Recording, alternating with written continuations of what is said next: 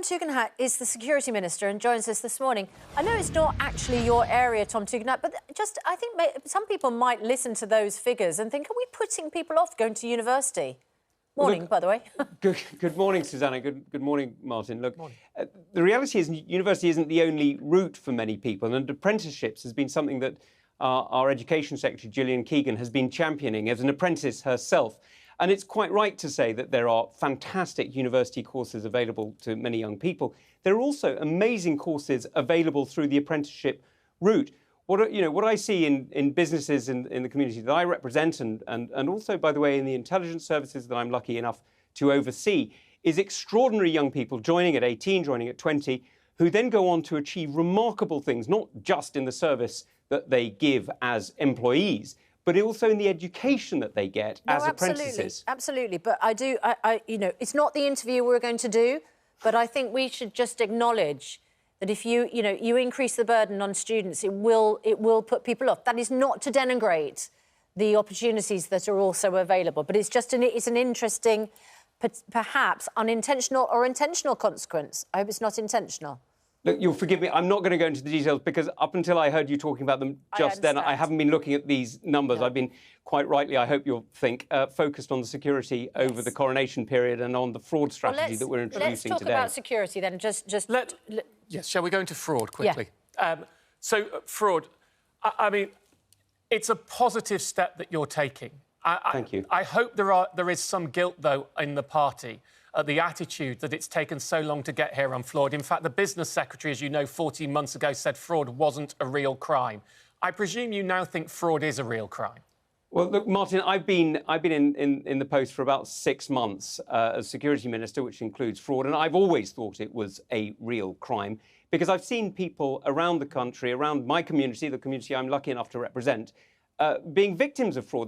There's a lady, a Ukrainian lady, who came as a migrant to the UK only a few years ago, only about a few months ago, actually, who was in receipt of a text message from HMRC. Now, Martin, you're very good at warning people that the taxman will literally never text you asking for money. She sadly didn't know this. She responded to the text message. She handed over several thousands of pounds to a fraudster, and I'm very glad that the bank responded very quickly. But this demonstrates what we are doing, why this strategy matters.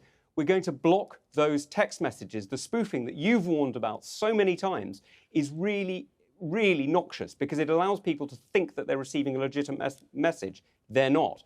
Then we're going to go after them. That's why the new National Fraud Squad matters with the National Fraud Intelligence Unit that we're setting up. And then, of course, we're empowering. And, Martin, forgive me, but you've done so much on this in making sure people are aware. I'm personally enormously grateful to you. But I hope that the work that we're doing together on this is going to help keep people safe. I certainly think, your plan is to drop fraud by 10% in 2024. Right. To be fair, I think that is an achievable aim. It's better than setting a target that you would miss, but that still leaves fraud is 41% of all crimes. It will still be the biggest crime in the country.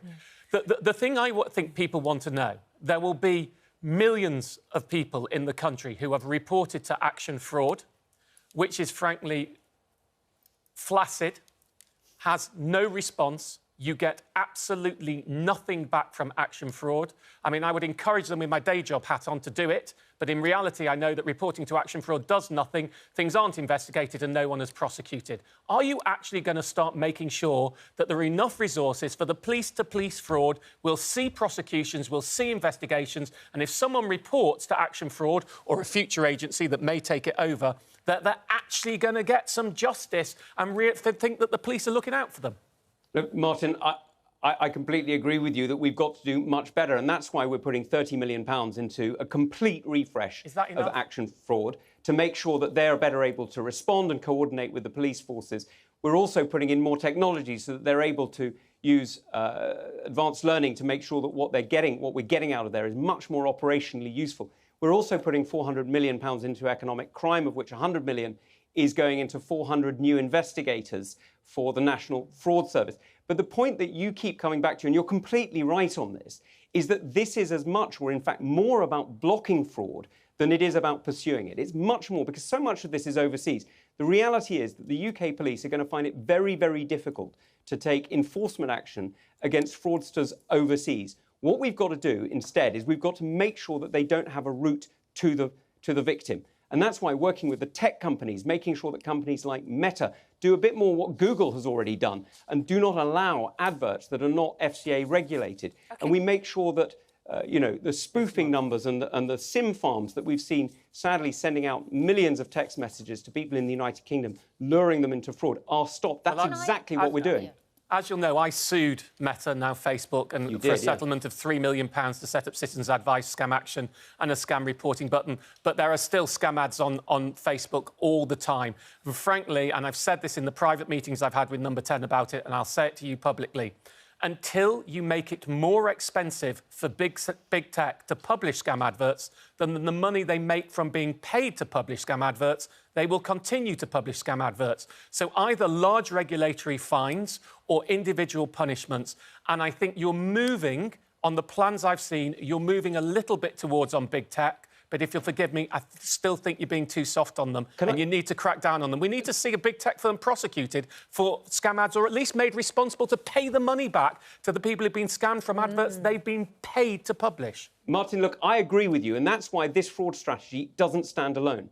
It's not a solo document and everything else is irrelevant. No, this sits alongside the online safety bill, which means that up to 10% of global revenue can be lost, can be a fine, if big tech companies don't cooperate on areas where they're frankly being fraudulent. So this is a huge deterrent, I think. 10% of global revenue for a company like Meta. We're literally talking billions of pounds. This is a massive incentive for them to do the right thing. Okay. And there's a lot of social pressure as well. There's a lot of cultural pressure, and you're essential to that. But I think you're absolutely right. The government has got to be part of that fight, and that's exactly what we're doing with the online safety bill and the fraud strategy that I'm launching today. Can we talk about the security of the King?